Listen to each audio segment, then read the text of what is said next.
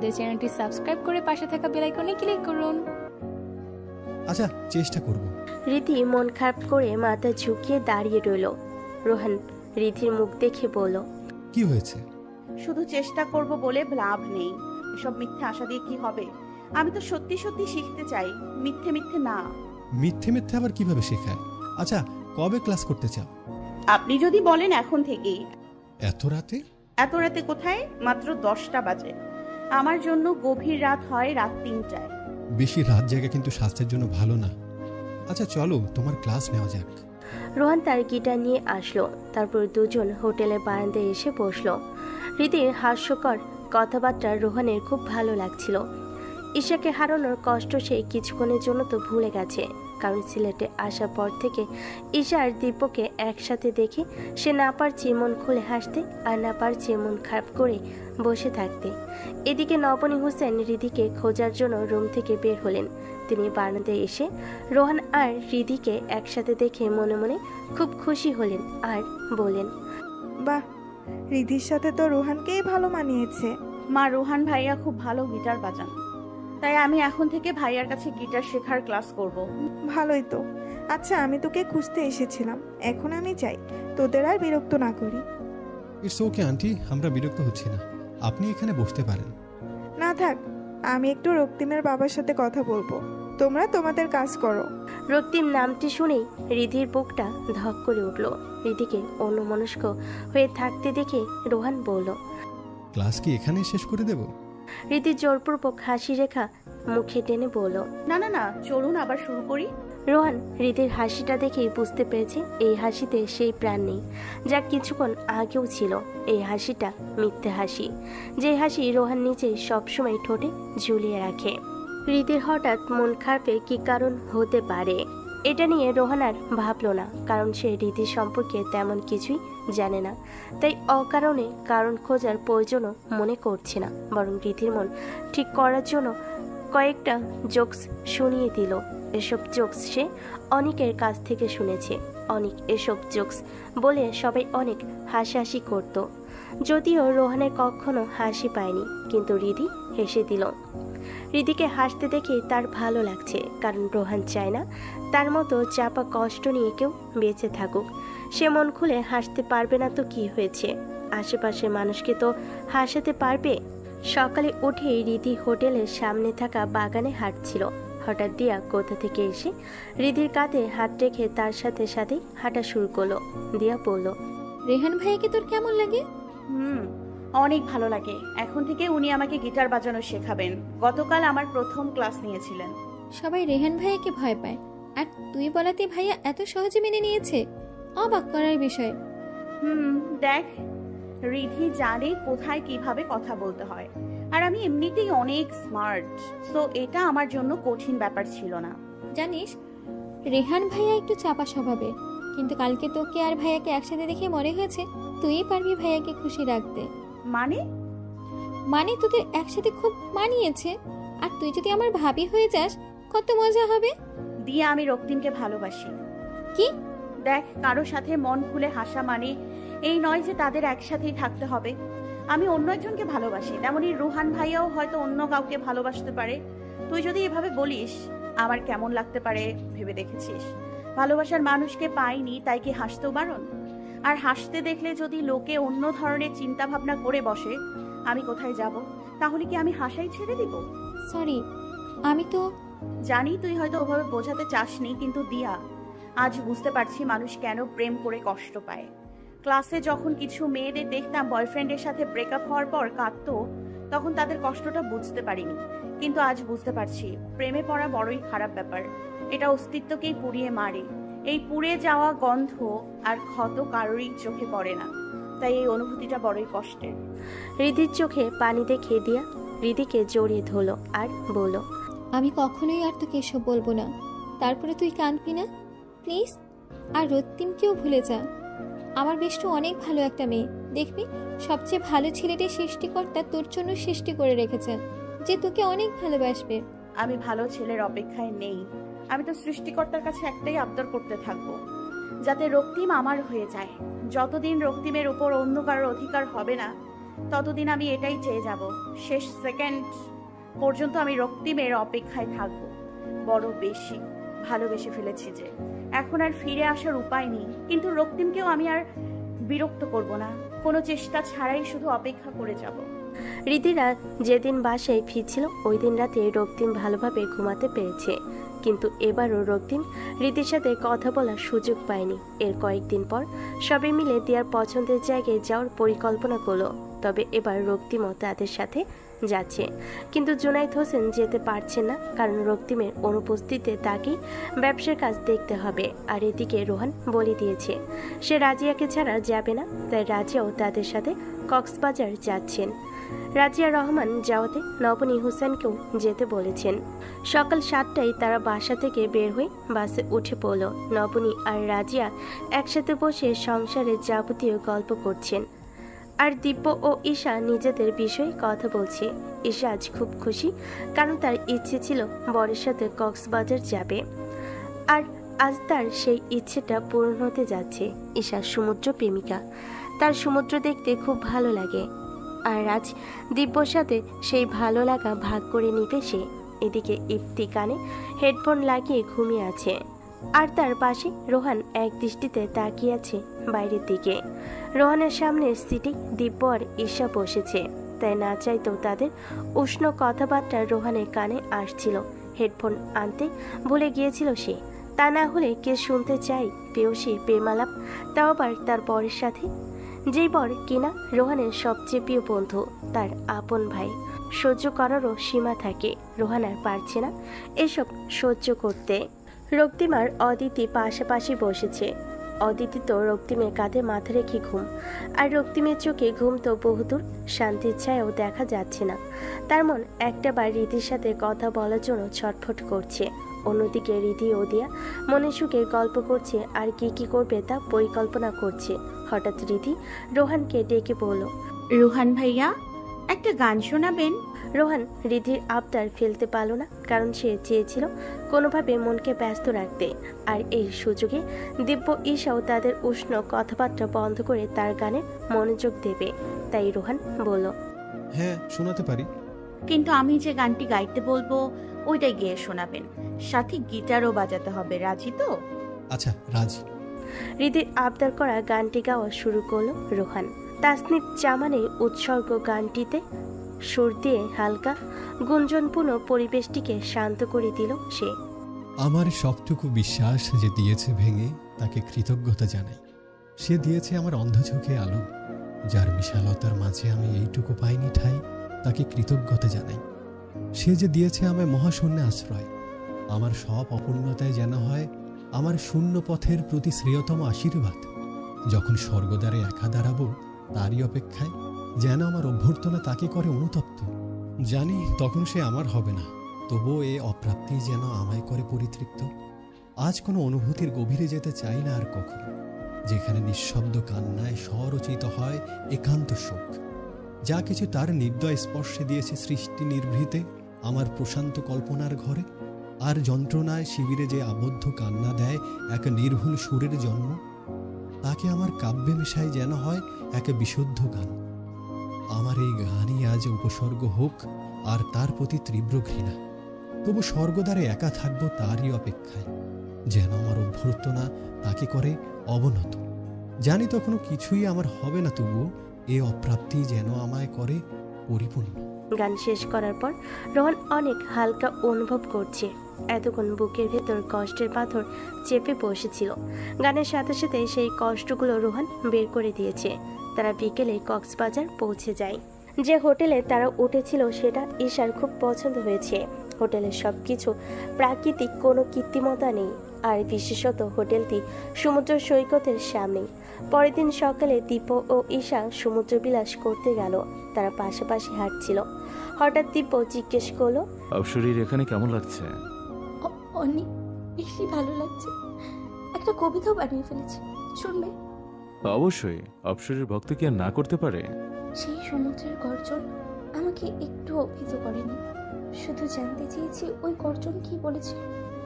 নাম লিখে এসেছি ওই বালির উপরে, তোমার পানির ঢল তা মুছে দিয়েছিল। নীল আকাশের পানে মুগ্ধ চোখে চেয়ে রয়েছিলাম। স্নিগ্ধ হওয়া মন ছুঁয়েছিল। গান ধরেছিলাম কণ্ঠনালীতে। ব্যর্থতার সুর হারিয়ে ফেলে গিয়েছিল। তারার মেলার অপেক্ষায় ছিলাম। রাতের আভায় তারা লুকিয়েছিল। আমি খুঁজেছি তোমায়, অনেক খুঁজেছি।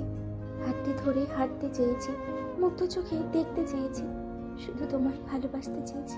সমুদ্রের গর্জন আজ তোমায় ফিট করতে পারবে না, কারণ আছি আমি তোমার পাশে।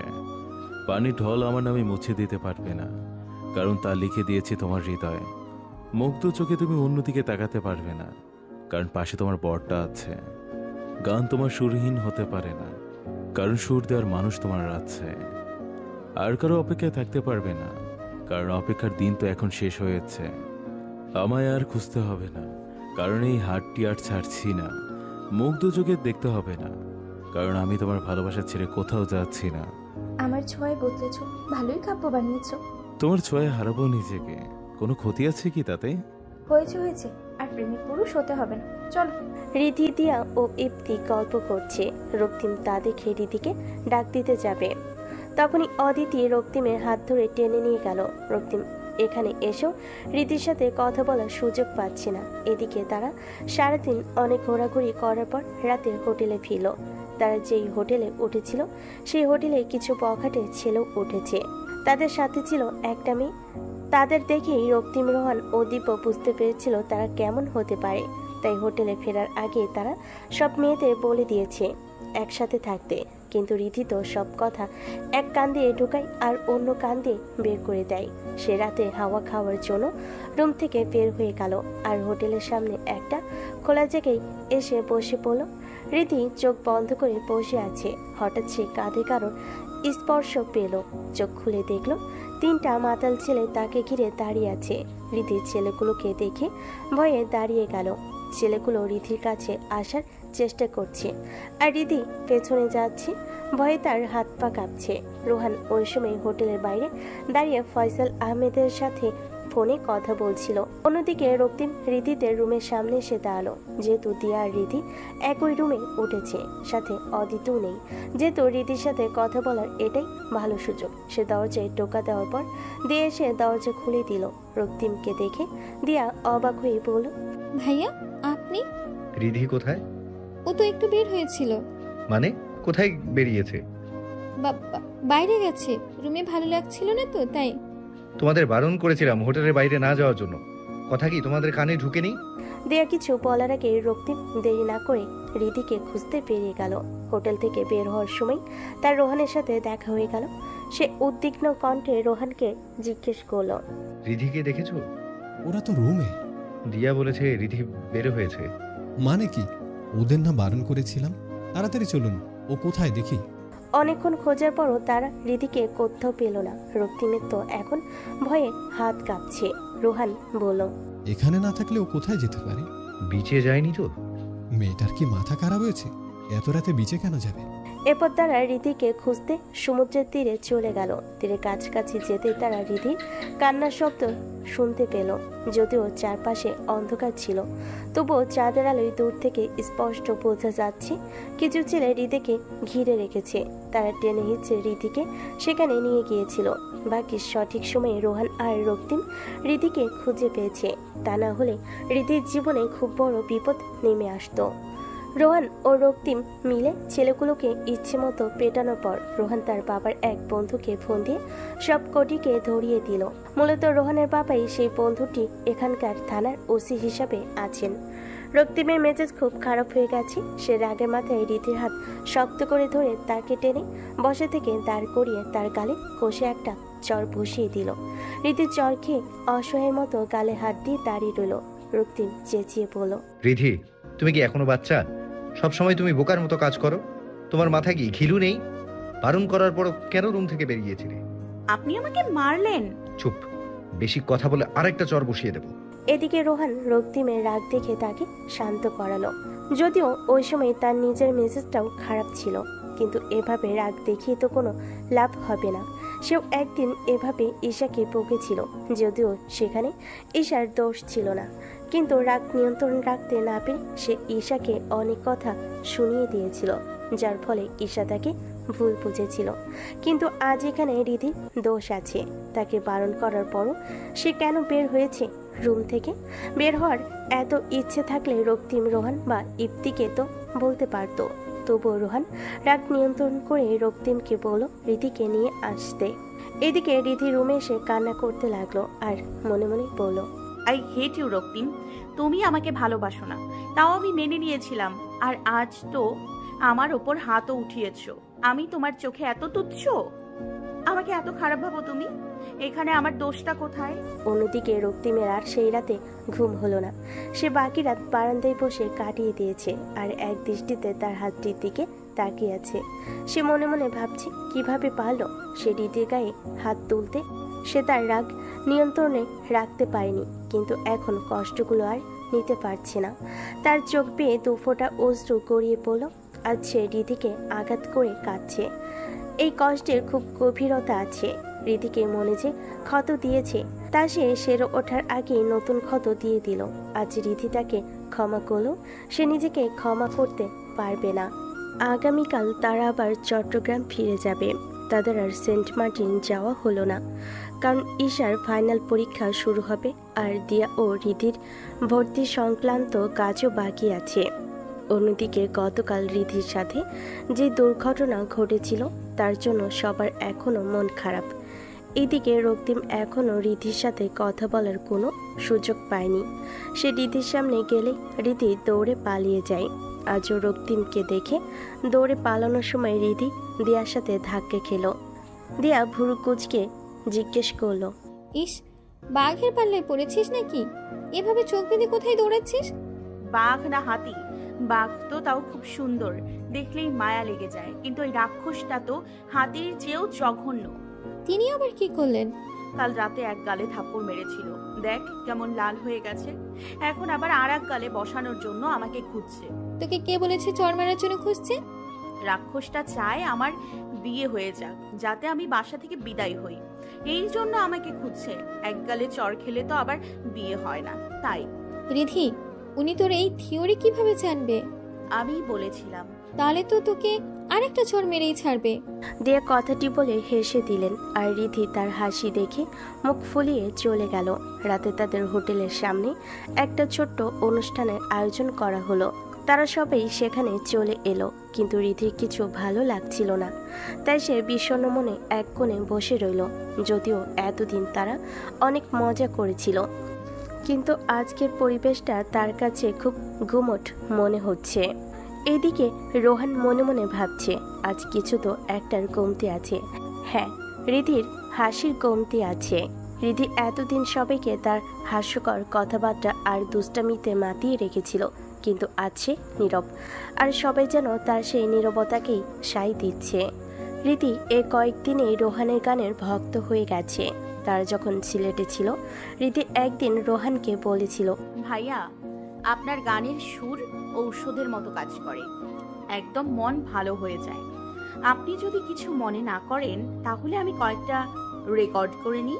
আপনার সাথে তো সব সময় দেখা হবে না, তাই মন খারাপ হলে ঔষধ কোথায় পাবো, তাই ভাবছি রেকর্ড করে মোবাইলে রেখে দিব। রোহান রিধির কথা শুনে সেদিন হেসে বলেছিল, জানি মন খারাপ থাকলে কিছুই ভালো লাগে না, এমনকি শরীরটাও দুর্বল মনে হয়। শারীরিক অসুস্থতার চেয়ে মানসিক অসুস্থতা খুবই জটিল। শারীরিক অসুস্থতা থেকে পরিত্রাণ পেতে হলে কিছু টাকা খরচ করলেও হয়, কিন্তু লক্ষ লক্ষ টাকা খরচ করেও মনের রোগ সারানো যায় না।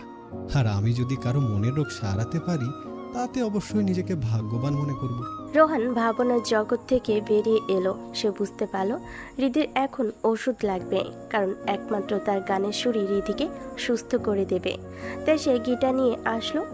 গিটারে সুর তোলার সাথে সাথে সবাই রোহানের দিকে তাকালো, সাথে রিধিও তাকালো। রোহান এবার রিধির দিকে তাকিয়ে একটা গান শুরু করলো।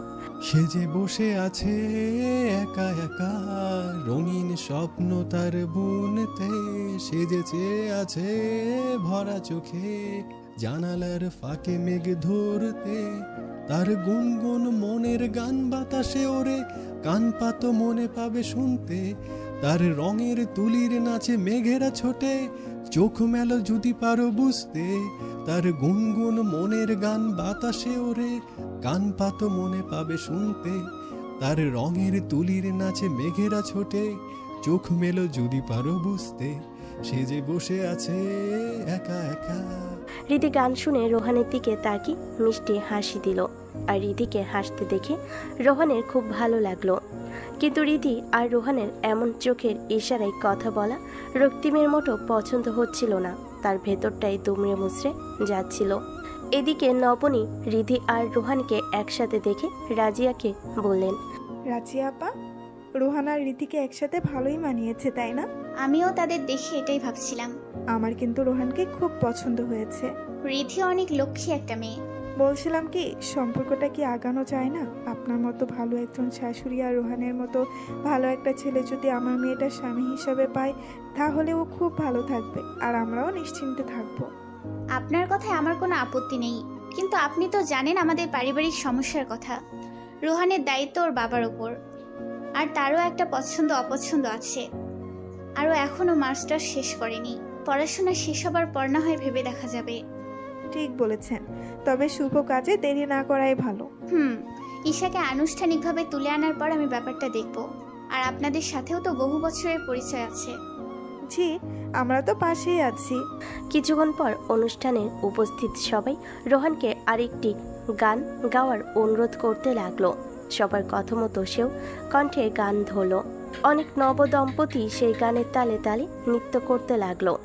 তুমি বরুণা হলে হব আমি সুনীল, তুমি আকাশ হলে হব শঙ্খচিল, তুমি নদী হলে হব আমি জল, তুমি শ্রাবণ হলে হব শ্রাবণের ঢল, তুমি পাহাড় হলে হব আমি সবুজ, তুমি শাসন করলে হব আমি অবুজ, তুমি অরণ্য হও আমি হব পাখি, তুমি শত্রু হও হয়ে যাব আখি, তুমি জীবন হলে হয়ে যাব আমি প্রেম, তুমি নকশি কাঁথা হলে হব কারুহেম। না না না না না না না না না না না না না না না না। এদিকে দীপ আর ঈশা রোহানের সামনে একে অপরের হাত ধরে বসে আছে। ঈশার চোখে লজ্জা, আনন্দ, দীপর প্রতি ভালোবাসা স্পষ্ট ফুটে উঠেছে। রোহান তাদের দেখে ভাবছে, তারা তো সুখেই আছে, শুধু আমার মনেই যন্ত্রণা। এসব ভাবতে ভাবতে রোহানের কণ্ঠ ভারী হয়ে এলো। এদিকে অদিতি রক্তিমকে দম্পতিগুলোর মাঝে টেনে নিয়ে গেল। রক্তিম জিজ্ঞেস করলো, কি করছো তুমি অদিতি? চলো আমরাও একসাথে ওদের মতো ডান্স করি। এখানে যারা নাচছে সবাই হাজবেন্ড ওয়াইফ, আমরা তো আর কাপল না। এখন না তো কি হয়েছে, হয়ে যাব। অদিতি প্লিজ, আমার মন ভালো নেই। আমি সবার সামনে কেঁদে দেব কিন্তু। অদিতির কথা শুনে শেষমেশ না চাইতো রক্তিমের তার সাথে নাচতে হচ্ছে। আর এদিকে রীতি তাদের একসঙ্গে দেখে মনে মনে ভীষণ কষ্ট পেল। এরপর রাতের খাবার খেয়ে সবাই যার যার রুমে চলে গেল। এদিকে রক্তিমের এই মুহূর্তে রীতিকে উঠিয়ে নিয়ে যেতে মন চাইছে, কারণ আজও সে রীতির সাথে কথা বলার সুযোগ পেল না। অন্যদিকে রীতি আর দিয়া মোবাইলে পাল্লা দিয়ে গেমস খেলছে।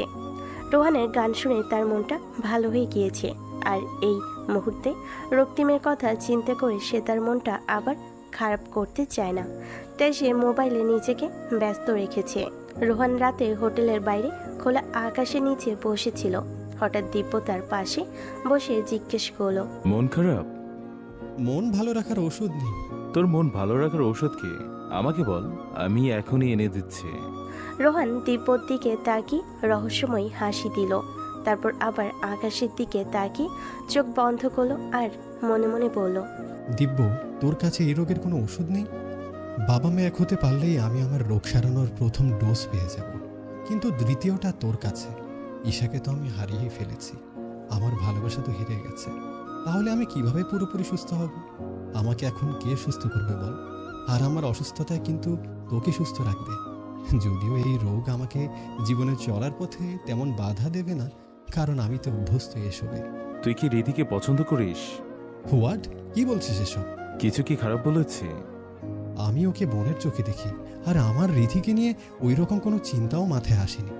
দিয়া আর রিধি আমার চোখের সমান। রিধির মন খারাপ ছিল, তাই ওর মন ভালো করার জন্য আমি গান গিয়েছিলাম। That's it.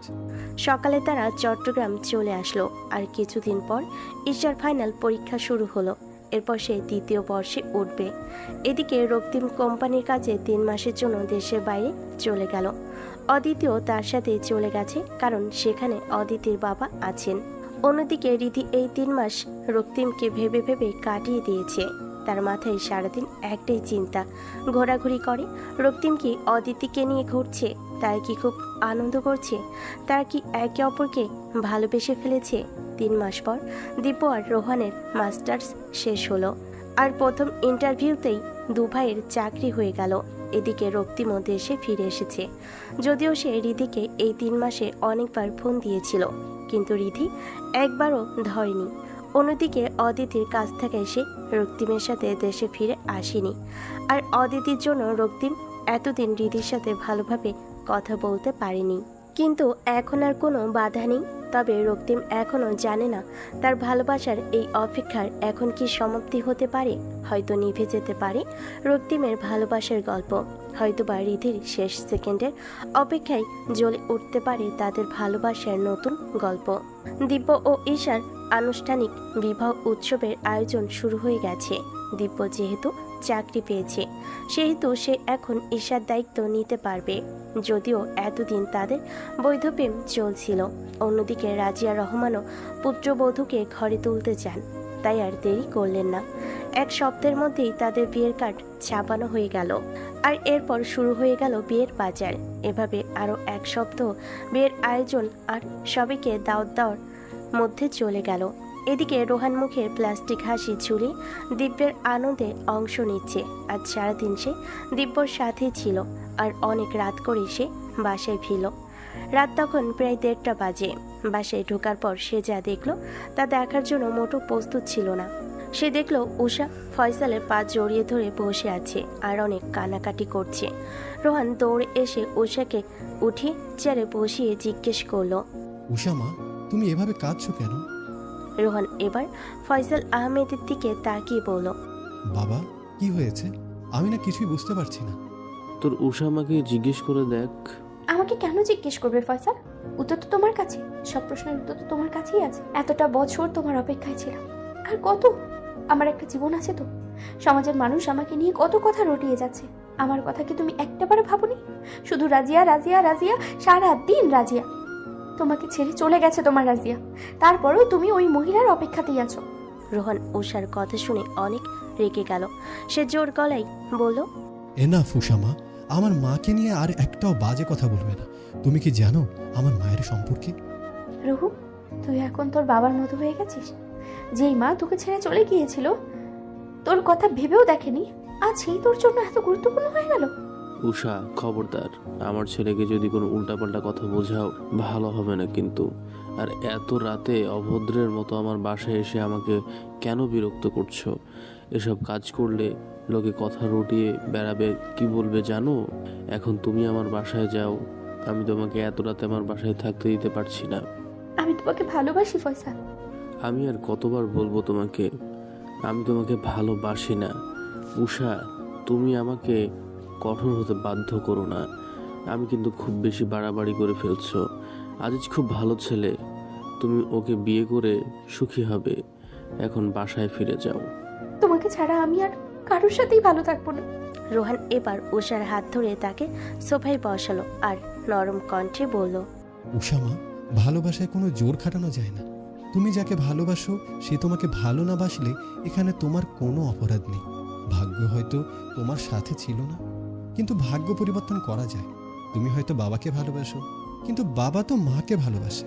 আমাদের একটা পরিবার ছিল, যদিও সব শেষ হয়ে গেছে, কিন্তু আমি আবার সব ঠিক করে দিতে চাই। আমারও অনেক ইচ্ছে হয় বাবা মা ভাই বোনকে নিয়ে একসাথে থাকতে।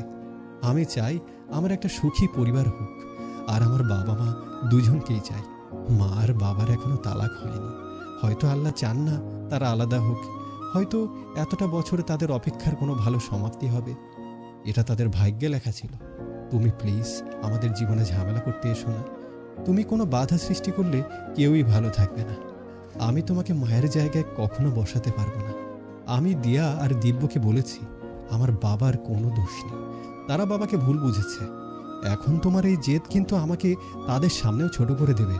আর মা, আমি মাকে কিভাবে মুখ দেখাবো? এত বছরেও মা তৃতীয় কোনো ব্যক্তিকে তার জীবনে আসতে দেয়নি। দিব্য আর দিয়াকে তিনি একাই বড় করেছেন। হয়তো তিনি বাবার অপেক্ষায় ছিলেন। তুমি এভাবে তার মনটা ভেঙে দিও না। অন্যকে কষ্ট দিয়ে তুমি কখনোই সুখী হতে পারবে না। নিজের ভালোবাসা ত্যাগ করে অন্যকে ভালোবাসার সুযোগ করে দাও, দেখবে তোমার জীবনে ভালোবাসার অভাব হবে না। আমিও আমার ভালোবাসা ত্যাগ করেছি, জানো।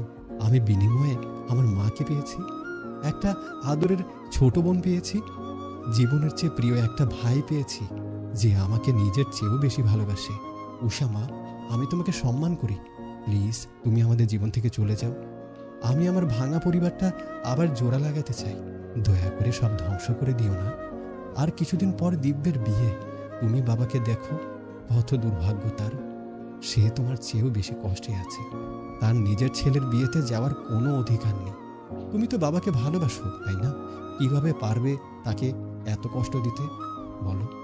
রোহানের বলা কথাগুলো উষার বুকে তীরের মতো বিঁধেছে। সে এখন সব বুঝতে পারছে। তাহলে সে কি করেছে এতটা বছর?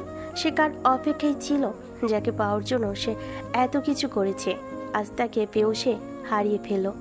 আজ তাদের দুজনের মাঝে রাজিয়া নেই, তবুও ফয়সালের মনে এখনও রাজিয়াই আছে। উষার দাঁড়িয়ে থাকতে পারছে না, লজ্জায় তার নিজেকে খুন করে ফেলতে ইচ্ছে করছে। আজ সে এতটা নির্লজ্জ হয়ে পড়েছে যে রোহানও তাকে মুখের উপর অনেক কথা বলে ফেলেছে। এতটুকু বাচ্চা ছেলে যাকে সে বড় হতে দেখেছিল, মায়ের মতো যাকে ভালোবেসেছিল, আজ সেও উষাকে চায় না। উষা দীর্ঘশ্বাস ফেলে আর কিছু না বলে চুপচাপ বেরিয়ে পড়ল। উষা চলে যাওয়ার পর রোহান ফয়সালের কাছে এসে বলল, বাবা তুমি চিন্তা করো না, সব ঠিক হয়ে যাবে। তুই অনেক বড় হয়ে গেছিস রোহান, এখন সব বুঝিস। আচ্ছা, তোর মা কেমন আছে রে? অনেক ব্যস্ত তাই না? ছেলের বিয়ে সব তো একা একা সামলাচ্ছে। আমি আছি তো, আর দিব্য নিজেই অনেকটা কাজ করে ফেলেছে, সাথে অনেকও আছে। তুমি চিন্তা করো না, এখন ঘুমাতে যাও। ফোন বেজে উঠতেই ঈশার ঘুম ভেঙে গেল। সে ঘুমো ঘুমো কণ্ঠে বলল, কে? তোর বোনের শালি। মারিয়া, তুই এত সকাল সকাল ফোন করেছিস যে? সব ঠিক আছে তো? তুই বিয়ে করে ফেলেছিস, তাই বলে কি আমাদের ভুলে যাবি? ভুলে গেলাম কবে? তোদের তো বিয়ের দাওয়াত দিলামই। দাওয়াত না, আমাদের এখন তোকে চাই। আমাকে নিয়ে কি করবি? আমাদের জন্য একটা দিন উৎসর্গ কর। তুই আজ আমাদের সাথে দেখা করবি। কখন? আজকে। তোকে আসতে হবে না, আমি তোকে নিতে আসবো। এখন ওঠ, ফ্রেশ হয়ে নে।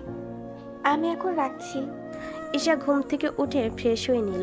বিকেলে মারিয়া এসে ঈশাকে রাইসাদের বাসায় নিয়ে গেল। ঈশা সেখানে সবাইকে দেখে খুব খুশি হলো। ঈশার বিয়ে উপলক্ষে তার বান্ধবীরা একটা ছোটখাটো আয়োজন করেছে। রাইসার বাসায় কেউ ছিল না, তাই সেখানেই এই আয়োজন করা হলো। সবাই বেগুনি রঙের শাড়ি পরল, তবে ঈশা লাল পাড়ের হলুদ শাড়ি পরেছে। এদিকে কেক কাটার পর সবাই ঈশাকে হলুদ লাগিয়ে দিল। আজ সবাই একসাথে অনেক মজা করলো। ঈশার বান্ধবী সাদিয়া ঈশার কিছু হাস্যকর ভিডিও করে দিব্যকে পাঠিয়ে দিল। এদিকে দিব্য ভিডিওগুলো দেখে আনমনে হাসছে, কারণ সে আজ প্রথম ঈশার চঞ্চলতা দেখেছে। আর আজ তার অপসরীকে একটু বেশি সুন্দর লাগছে, মনে হচ্ছে একটা হলুদ পরী। শুধুমাত্র দিব্যর জন্যই পৃথিবীতে নেমে এসেছে। দিব্য ঈশার ভিডিওগুলো দেখে মনে মনে বলল, আর মাত্র 3 দিন, এরপর তুমি দিব্যের রাজ্যের পার্মানেন্ট বাসিন্দা। এখন আর পালানোর উপায় নেই, তোমাকে এখন থেকে সারাদিন চোখের সামনে বসিয়ে রাখবো। 2 দিন পর আজ দিব্য ও ঈশার মেহেদি রাত্রি। তাদের মেহেদির অনুষ্ঠান একসাথে হচ্ছে। ঈশা অফ হোয়াইট লেহেঙ্গা পরেছে আর দিব্য সাদা পাঞ্জাবি। দুজনকে পাশাপাশি দারুণ মানিয়েছে। এদিকে রোহান আজ নীল রঙের পাঞ্জাবি পরেছে, আর তাকে দেখে ঈশার বান্ধবীরা ঈশাকে বিরক্ত করতে লাগলো। ঈশা তাদের বলল, কি করছিস এসব? আজকের দিনটা অন্তত আমার মান সম্মানটার দিকে খেয়াল রাখ। দুলা ভাইয়ের ভাইটা না কিউটে টিপ্পা, আমার সাথে একটু। খবরদার, একদম নজর দিবি না। আমি তোকে আমার যা বানাবো না। তুই সারা দিন ঘুমাবি আর আমাকে দিয়ে কাজ করাবি। এমন করে বলবি না কিন্তু, একেবারে নজর লাগিয়ে দেবে বলে দিচ্ছি। তখন তো দেবরের আর বিয়েই হবে না। সাদিয়া এরপর দিব্যর দিকে ইশারা করে মুখ বাঁকিয়ে বলল, আর আমার তো ওর সাহায্য লাগবেও না। দিব্য ভাই আছে না, ভাইয়াই আমাদের প্রেম শুরু করিয়ে দেবেন। আমার বর থেকে দূরে থাক। আর রোহান ভাইয়াকেও পটানো এত সহজ না। তার মস্তিষ্কের তাপমাত্রা সবচেয়ে চড়াই থাকে। দেখবি একদম জোরে একটা চটকা মেরে দেবে, আর তখন তোকে খুঁজে পাওয়া যাবে না। শরণার্থীর শিবিরে যাবে তখন। দিব্য আর ঈশা পাশাপাশি বসে রইল, আর রোহান তাদের দিকে তাকিয়ে হালকা হাসলো। তারপর মাইক্রোফোন হাতে নিয়ে বলল, আজকের রাতটা আমার ভাইয়ের জন্য অনেক স্পেশাল একটা রাত, আর আগামীকাল সে তার ভালোবাসার মানুষটির সাথে নতুন জীবন শুরু করবে। আমি দোয়া করি তাদের নতুন জীবন সুখের হোক। এরপর রোহান গিটার হাতে নিয়ে দিব্যর দিকে তাকিয়ে বলল, এই গানটা তোদের জন্য। এ যেন সহজ স্বীকারোক্তি, আমি যুগান্তরী নই। এ যেন ভীষণ আক্ষেপ আমার, আমি দিগ্বিজয়ী নই। শুধু একটাই আশা, আমি বুকে জড়িয়ে রব সারাটি জীবন তোমায় নিয়ে। কোনো এক নিঃসঙ্গ রোদেলা রাতে দেখেছি প্রিয়তমা তোমার চোখে মিষ্টি হাসি। কোনো এক দুঃসহ জোছনা দিনে বাতি নিভে গেলে কড়া নেড়েছি তোমার হাতের ঘরে। কিছু অর্থহীন শব্দ বুনে ডেকেছি তোমায়, প্রেম তুমি কোথায়? বিন্দু আমি, তুমি আমায় ঘিরে, বৃত্তের ভেতর শুধু তুমি আছো। মাতাল আমি তোমার প্রেমে, তাই অর্থহীন সবই যে প্রেম লাগে। মেহেদি অনুষ্ঠান শেষ হওয়ার পর রোহান তার বাসায় চলে এলো। আগামীকাল দিব্য আর ঈশার বিয়ে। কালকের রাতটা তাদের জন্য বিশেষ রাত, আর রোহানের জন্য বেদনার। ফোনে রেকর্ড করা ঈশার সেই কবিতা ও গানটি এখনও আছে রোহানের কাছে। সে মনোযোগ দিয়ে সেই গানটি শুনছে আর বিরহে শোকে কাতরাচ্ছে। আজ সে কাপা গলায় আকাশের দিকে তাকিয়ে ঈশার জন্য একটা গান গাইবে। ঈশা এই গান শুনবে না, তার হয়তো কখনোই জানা হবে না আজ একটা নিঃসঙ্গ মানুষ নিজের ভালোবাসার ত্যাগ দিচ্ছে। ঈশা দেখবে না সেই একজোড়া অশ্রুসিক্ত চোখ, যে চোখ দুটি তাকে নিয়ে স্বপ্ন দেখেছিল। সে বুঝবে না একটা ভাঙ্গা মনে রোহান তাকে খুব যত্নের সাথে তুলে রেখেছিল। রোহান মনে মনে বলল, ঈশা, আজ আমি তোমার জন্য একটা গান গাইব, শুধুই তোমার জন্য। যখন নিঝুম রাতে সব কিছু চুপ, নিষ্প্রাণ নগরীতে ঝিঝিরাও ঘুম, আমি চাঁদের আলো হয়ে তোমার কালো ঘরে জেগে রই সারা নিশি। এতটা ভালোবাসি, এতটা ভালোবাসি। এ কি অপরূপ সুন্দর তার স্বপ্নের বর্ষা রাতে। আমি ভিজে মরি মিছে স্বপ্ন প্রভাতে, দেখি ভীষণ অন্ধকার মাঝে আলো ছায়ায় তার নূপুর বাজে। আমি যে ভেবে ভেবে শিহরিত, আমি সূর্যের আলো হয়ে তোমার চলার পথে ছায়া হয়ে তোমায় দেখি। এতটা ভালোবাসি, এতটা ভালোবাসি। এক দেখো হতাশায় কেটে গেল রোহানের জন্য আসা সেই কালো রাতটি। এর পরের দিন রাতে খুব ধুমধাম করে দিব্য ও ঈশার বিয়ে হয়ে গেল। এরপর ঈশাকে তার শ্বশুরবাড়িতে বরণ করা হলো, আর দিয়া ঈশাকে দিব্য রুমে নিয়ে গেল। ঈশাকে বিছানায় বসিয়ে দিয়ে দিয়া বলল ফ্রেশ হতে। এদিকে দিব্য তার অপসরের কাছে আসতে চেয়ে বেশি দেরি করলো না। দিব্যকে দেখে ঈশা বিছানায় ছেড়ে উঠে তাকে সালাম করলো। দিব্য ঈশার হাত ধরে বলল, আজ আর তোমার প্রশংসা করব না, কারণ তোমার ব্যাখ্যা দিতে গেলে আজ সব ভাষা কম পড়ে যাবে। তোমার চোখে আমি এমনিতেই শুনি, দেখতে ভালো না লাগলেও তুমি আমাকে অপসরই বলবে। হ্যাঁ, আমার ভালোবাসাটা সবসময় থাকবে তাই, কারণ ভালোবাসার মানুষ কখনো অসুন্দর হয় না। ঈশা মুচকি হাসলো। আজ এই রাতটি দিব্য আর ঈশার রাত। দিব্য আজ তার ঈশাকে খুব ভালোবাসবে। আজ ভালোবাসার সাগরে ডুবে গেল তাদের কোনো আপত্তি নেই। আজ দিব্য আর ঈশার অপেক্ষার সমাপ্তি হলো, তাদের ভালোবাসার সুন্দর সমাপ্তি। এই সমাপ্তির পর শুরু হবে নতুন ভালোবাসার গল্প, যেখানে অতীতের কোনো ছায়া নেই, সুখের কোনো সীমা নেই। এখানে শুধু ভালোবাসাই মুখ্য, বাদবাকি সব সূক্ষ্ম। ভার্সিটিতে যাওয়ার জন্য রিধি আয়নার সামনে দাঁড়িয়ে চোখে কাজল লাগাচ্ছিল। সে নতুন অনেক বন্ধু বান্ধবী জুটিয়ে ফেলেছে, তাদের সাথে আড্ডা দিতে তার খুব ভালো লাগে। তাই ক্লাস না থাকলেও সে ক্যাম্পাসে চলে যায়, আর মাঝে মাঝে ক্যাম্পাসের ইটের রাস্তায় দিয়ার সাথে খালি পায়ে হাঁটে আর গল্প করে। রিধির দিনকাল অনেক ভালোই কাটছে। এখন আর রিধির জীবনে কোনো দুঃখ নেই, কারণ রক্তিমের সাথে তার সব সমস্যার সমাধান হয়ে গেছে। মূলত সেই কারণে রিধির মনে এত আনন্দ। মানুষ মন থেকে খুশি থাকলে তাদের মুখের চাকচিক্য বেড়ে যায়। তাই রিধির মনও এখন চাকচিক্যময়। রিধি আর রক্তিমের জীবনে এসেছে নতুন প্রেমের অধ্যায়। তাদের এই নতুন প্রেমের গল্প শুরু হয়েছিল 2 সপ্তাহ আগে, যখন রক্তিম 3 মাস পর দেশে ফিরেছিল। 2 সপ্তাহ আগে রক্তিম দেশে আসার পর থেকে রিধি রুম বন্ধ করে বসে থাকতো। রক্তিমের সামনেও চেতনা। একদিন রাতে রিধি পানি পান করার জন্য রুম থেকে পা টিপে টিপে বের হলো। এদিকে রক্তিম রিধির সাথে কথা বলার সুযোগ খুঁজছিল, আর সে সবসময় রিধির উপর নজর রাখত। আর সেই সুযোগ সে পেয়েও গেল। রিধি পানি খেয়ে যখনই রুমে এসে দরজা বন্ধ করে ঘাড় ফিরালো, তখন সে রক্তিমকে দেখতে পেল। রক্তিমকে দেখে সে ভয়ে চিৎকার করতে যাবে, তখনই রক্তিম তার হাত দিয়ে রিধির মুখ চেপে রিধির ওপর ঝুঁকে দাঁড়ালো। রিধির শ্বাস বন্ধ হয়ে আসছিল। কয়েক সেকেন্ডের জন্য তো তারা ঘোরের মাঝে চলে গিয়েছিল। রিধির হুঁশ ফেরার পর সে রক্তিম থেকে নিজেকে ছাড়িয়ে নেওয়ার চেষ্টা করতে লাগলো, কিন্তু রক্তিম রিধিকে দরজার সাথে শক্ত করে চেপে ধরল। বহুদিন পর রক্তিম তার রিধিকে কাছে পেয়েছে, এত সহজে সে রিধিকে ছেড়ে দেবে না। এদিকে রিধি উপায় না পেয়ে রক্তিমের হাতে কামড়ে দিল, আর সাথে সাথে রক্তিম ব্যথায় কুকড়ে উঠে বলল, আহ রিধি, আমার খুব লেগেছে। লাগু খুনি একটা। আমি এখন বাবা মাকে ডেকে বলবো আপনি আমাকে শ্বাসরোধ করে হত্যা করার ষড়যন্ত্র করছেন। আমি আপনার উপর মামলা করব। রক্তিম রিধির কপালে কপাল ঠেকিয়ে বলল, আর কি কি করবে? রক্তিমের এমন কাণ্ডে রিধি কথা বলার ভাষা হারিয়ে ফেল। এখন সে কি বলবে তার মাথায় আসছে না। তার মাথাটা একেবারে ফাঁকা ফাঁকা লাগছে। রক্তিম এবার রিধিকে ছেড়ে দিয়ে তার মাথায় একটা টোকা দিয়ে বলল, আমার রিধির এত রাগ? আমার রিধি মানে কি? আমি আপনার রিধি নই। তাহলে রিধি তুমি কার? কারো না। এখন আপনি যান আপনার রুমে। আর আমাকে কেন বিরক্ত করছেন? অদিতি আপু নেই তাই? অদিতির সাথে আমার কোনো সম্পর্ক নেই রিধি, ও শুধু আমার ক্লাসমেট ছিল। হয়েছে, যা বোঝার আমি বুঝে ফেলেছি। এখন প্লিজ আমার আবেগ নিয়ে আর খেলবেন না। আমি কোনো খেলনার বস্তু নই। এসব কি বলছো তুমি? আই লাভ ইউ রিধি, আমি তোমাকে অনেক ভালোবাসি। মিথ্যে কথা। আপনি প্লিজ আমাকে পটানোর চেষ্টা করবেন না। যে আগে থেকেই পটে আছে তাকে নতুন করে আর কি পটাবো? আমি আপনাকে ভালোবাসি না। কিন্তু তোমার চোখ তো অন্য কিছু বলছে। এসব মুভির ডায়লগ আমার সামনে দেবেন না।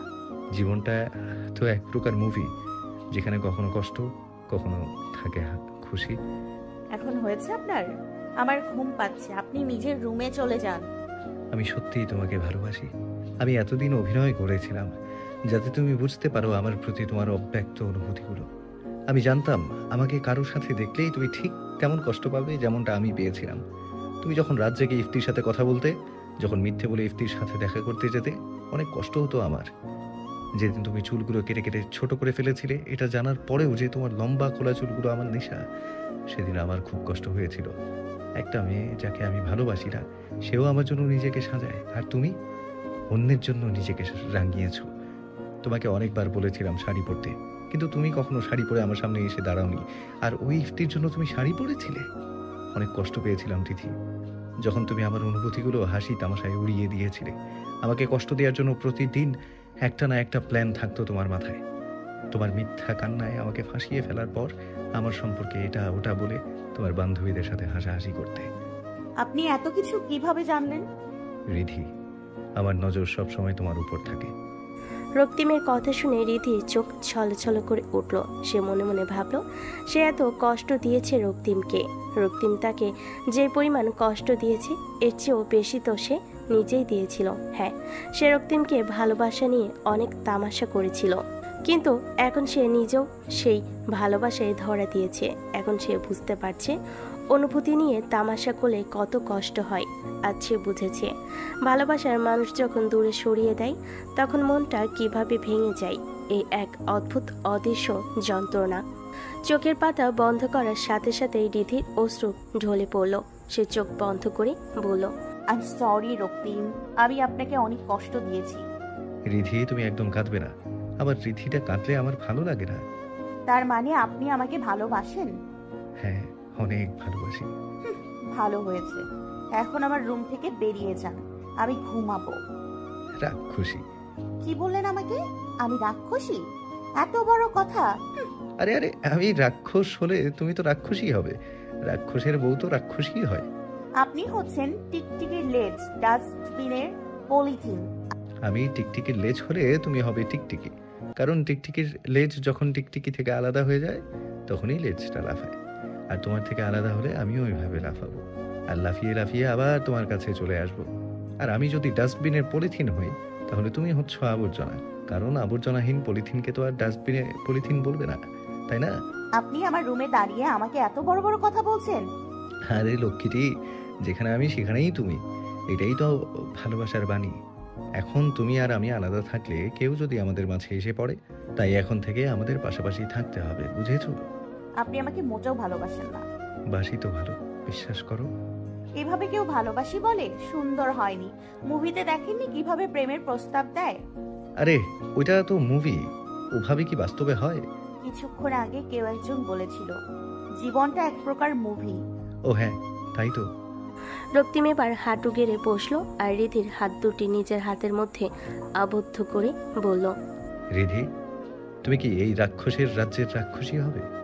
হ্যাঁ, খুশি খুশি হব।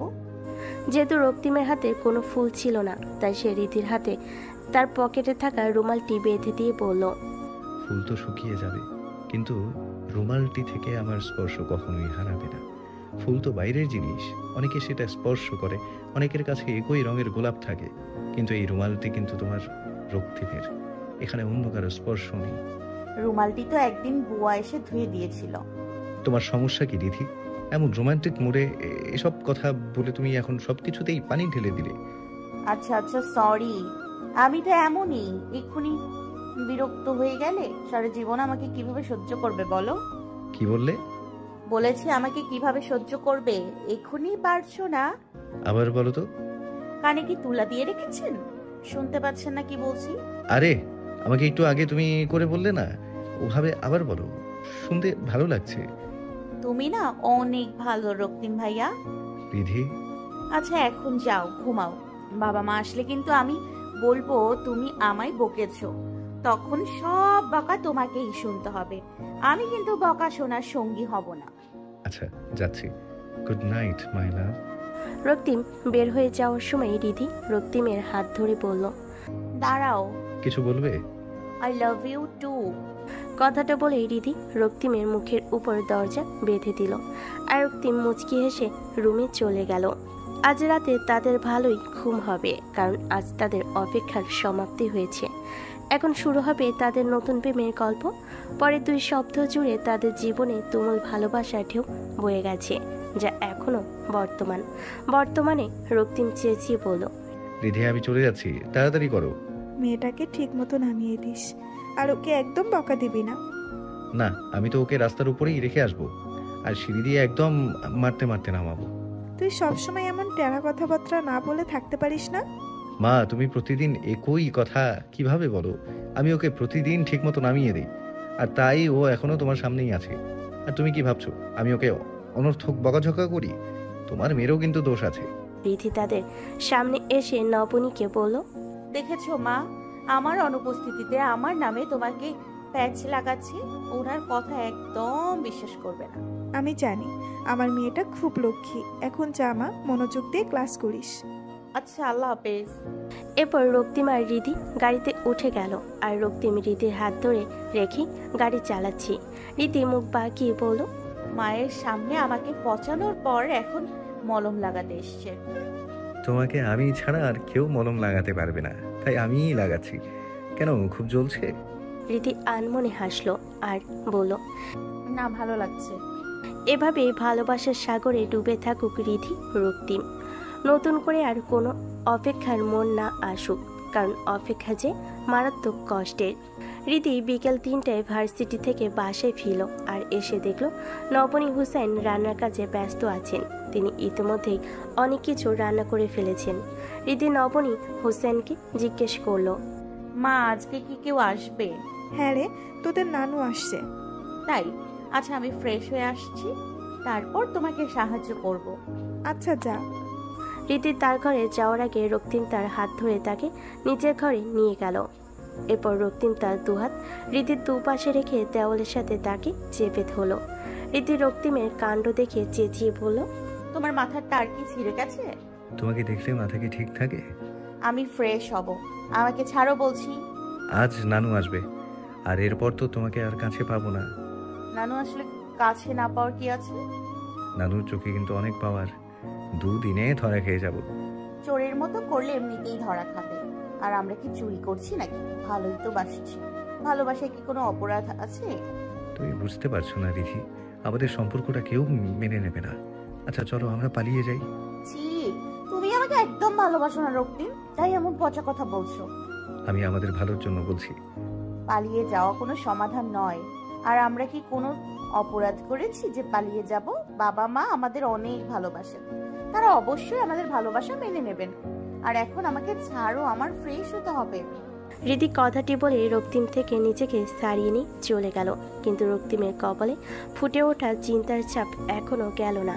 তার মনের মধ্যে চলছে ঝড়, আর তার মন বলছে ভালো কিছু হবে না। নানু আসলে অবশ্যই তার বিয়ের কথা তুলবে, আর রিদিকে তারা কখনোই মেনে নেবেন না।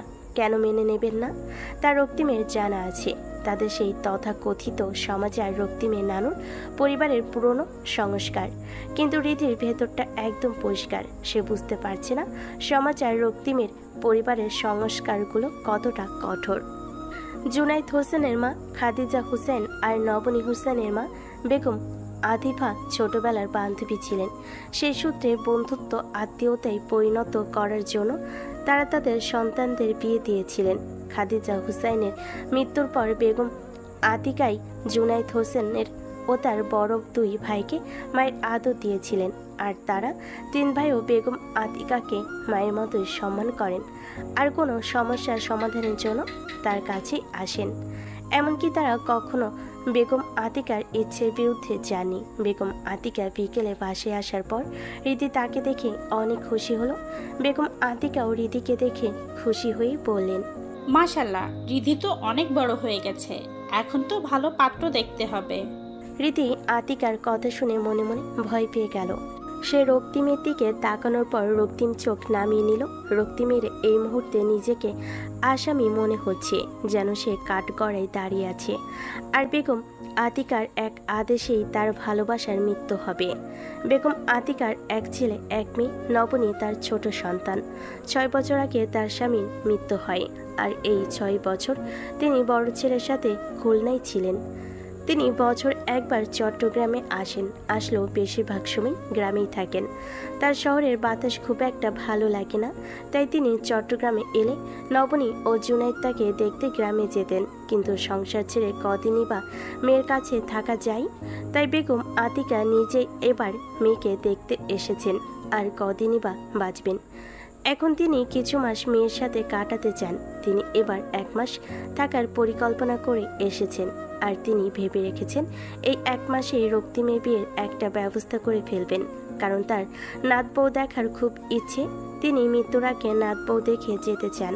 এরপর কয়েকদিন কেটে গেল, আর এই কয়েকদিনে রিধি আর রক্তিমের প্রেমে বিরাট বাধা এসে পড়েছে। তার ঠিকভাবে কথা বলতে পারছে না, কারণ বেগম আতিকা সবসময় রিধিকে তার চোখের সামনে বসিয়ে রাখেন। একদিন রাতের ঘটনা, আতিকা নবনীকে বলছিলেন, আমি যা দেখছি তোর চোখেও কি তাই পড়ছে? কিসের কথা বলছো মা? রক্তিম আর রিধির হাবভাব। তোদের কথাটা ঠিক বুঝলাম না। বলতে চাইছি দুজনের মধ্যে নিশ্চয়ই কিছু একটা চলছে।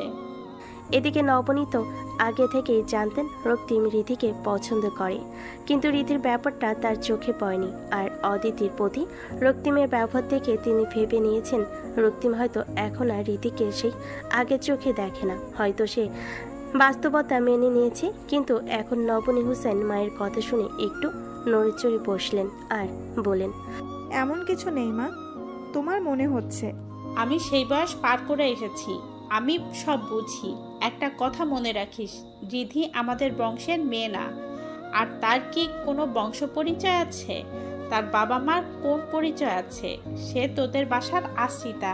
তুই ভালো করেই জানিস আমাদের ছেলে মেয়েদের বিয়ে দেওয়ার জন্য আমরা এসব বংশ পরিচয় দেখি। এটা আমাদের পরিবারের রীতি। নিচু বংশ বা পরিচয়হীন কোনো মেয়েকে আমাদের বাড়ির বউ হতে পারবে না। তোর শাশুড়ি বেঁচে থাকলে কখনোই এই সম্পর্ক মেনে নিতেন না। আর তোরা এখনো বিয়ে না দিয়ে মেয়েটাকে ঘরে কেন বসিয়ে রেখেছিস? তোর ছেলের বিয়ের বয়স হয়েছে, আর মেয়েটাও বড় হয়েছে, লোক জানতে পারলে বাজে কথা রটাবে। আর রিধি এমনিতেও তো হতে পারে নিম্ন বংশের মেয়ে, না জানি রক্তের কোনো দোষ আছে কিনা। আমার বংশের কোনো ছেলে বিয়ে আমি এই আশ্রিতা মেয়ের সাথে কখনোই মেনে নিব না। এইভাবে বলছো কেন মা? রিধিকে আমরাই বড় করেছি। বড় করেছিস, মাথার উপর ছাদ দিয়েছিস, পড়াশোনা করিয়েছিস, ঢের হয়েছে। এখন ভালো ছেলে দেখে বিয়ে দিয়ে দে। রক্তিমের কথা একটু ভেবে দেখ, তোর ছেলের ভবিষ্যৎ নষ্ট করিস না। এদের দুইজনের মধ্যে কোনো সম্পর্ক নিশ্চয়ই আছে। এদের যদি বিয়ে হয় সমাজে আমরা মুখ দেখাতে পারবো না। যদি কেউ জিজ্ঞেস করে রক্তিমের শ্বশুরের বংশ কি, তখন কি বলবি? আর রিধি, এত বছর মেয়েটা এখানে আছে, রক্তিম আর রিধি দুইজন একই ছাদের নিচেই থাকে। এখন যদি তাদের সম্পর্কটা বিয়ে পর্যন্ত গড়ায়, তখন যারা জানে না রিধি পালিত কন্যা তারাও জেনে যাবে। আর তখন সবাই রক্তিমের চরিত্রে আঙ্গুল তুলবে। তারা অবশ্যই বলবে এতদিন দুজনের মধ্যে কোনো অনৈতিক সম্পর্ক ছিল, আর তা ধামাচাপা দেওয়ার জন্য বিয়ে হচ্ছে। যেহেতু একই ছাদের নিচে থাকে, এমন কথা রটানোই অস্বাভাবিক নয়। বল, এমন কিছু একটা ঘটলে তখন কি করবি? নবনী চুপ করে রইলেন। বেগম আতিকা নবনীর মাথায় হাত বুলিয়ে দিয়ে বললেন, আমি জানি তুই রিধিকে খুব ভালোবাসিস, কিন্তু রক্তিমে তো তোর আপন সন্তান। আর রিধি মেয়েটাও খুব লক্ষ্মী, দেখতেও ভারী মিষ্টি। দেখবি ওর জন্য ভালো ছেলে খুঁজে পাবি। মা, রাজি আপা ছেলেটা খুব ভদ্র, আমি তাকে রিধির জন্য ভেবে রেখেছিলাম। কিন্তু তুই না বলেছিলিস তার বিয়ে হয়ে গেছে? না, দিব্যি বিয়ে হয়েছিল, আরেকটা ছেলে আছে তো। ছেলেটা বাবার সাথে থাকে, নাম রোহান আহমেদ। ভাবছি কি রাজি আপাকে বলবো। বরং তাই কর, কিন্তু যা করার তাড়াতাড়ি কর। রক্তিমের জন্য মেয়ে দেখা শুরু কর। দুইজনের বিয়েটাই হয়ে যাক আগে পাশে। রক্তিমের জন্যও ভেবে রেখেছি। আমাদের ইফতেখার ভাই আছে না, ওই যে আমেরিকায় থাকে, তার মেয়ে অদিতি রক্তিমের ক্লাসমেট ছিল। বড়ই লক্ষ্মী মেয়েটা, আবার আমাদের রক্তিমকে পছন্দ করে। জুনায়েদেরও কিন্তু অদিতিকে পছন্দ। কি বলো, কথা বলে দেখবো? হ্যাঁ, বলে দেখ, দেরি করিস না। যাক, তাহলে নিশ্চিত হলাম। নবনী হুসেন রাতে এই ব্যাপারে জুনায়েদ হোসেনের সাথে আলাপ করলেন, কিন্তু জুনায়েদ সাহেবের রিধিকে বিয়ে দেওয়ার ব্যাপারে আপাতত কোনো ইচ্ছে নেই। তিনি চান রীতি আগে নিজের পায়ে দাঁড়াবে, তারপর তার বিয়ে দেবেন। কিন্তু তার রক্তিমের জন্য বউ আনার ইচ্ছে আছে, আর ছেলে তো যথেষ্ট বয়স হয়েছে। তাই অনেক ভেবে তিনি পরের দিন সকালে ইফতেখার সাহেবকে ফোন দিয়ে ছেলের বিয়ের প্রস্তাব দেন। ইফতেখার সাহেব সব শুনে জানেন এই সম্পর্কে তার কোনো আপত্তি নেই, বরং তিনি কয়েকদিনের মধ্যেই এ ব্যাপারে কথা বলার জন্য জুনায়েদ সাহেবকে ফোন দেওয়ার চিন্তা করছিলেন। শেষমেশ দুই পক্ষেরই কথা পাকাপাকি হয়ে যায়। আগামী সপ্তাহে অদিতি আর ইফতেখার খান দেশে আসবেন। তবে এই বিষয়ে রক্তিমকে এখনো কিছুই জানানো হয়নি, কারণ বেগম আতিকা চান না এখন রক্তিম এই বিষয়ে কিছু জানুক। রাতের অন্ধকারে রিধি ছাদে দাঁড়িয়েছিল। হঠাৎ পেছন থেকে রক্তিম এসে তাকে জড়িয়ে ধরল। রিধি আচমকা কারোর স্পর্শ পেয়ে ভয়ে কেঁপে উঠল, আর রক্তিম তাকে আশ্বস্ত করে বলল, আমি ছাড়া আর কে তোমার কাছে আসবে বলো? আমার খুব ভয় করছে রক্তিম, মনে হচ্ছে আমি তোমাকে হারিয়ে ফেলবো। এত সহজে আমি হারিয়ে যাব না, আমি তোমারই থাকবো। নানু ইদানিং কেমন যেন অদ্ভুত আচরণ করছে আমার সাথে, আর আজ শুনলাম কারো বিয়ে নিয়ে কথাবার্তা বলছিল। এরপর আমাকে দেখেই মা আর নানু চুপ হয়ে গেল। আচ্ছা, কার বিয়ের কথা বলছিল? আমার সত্যি খুব ভয় করছে।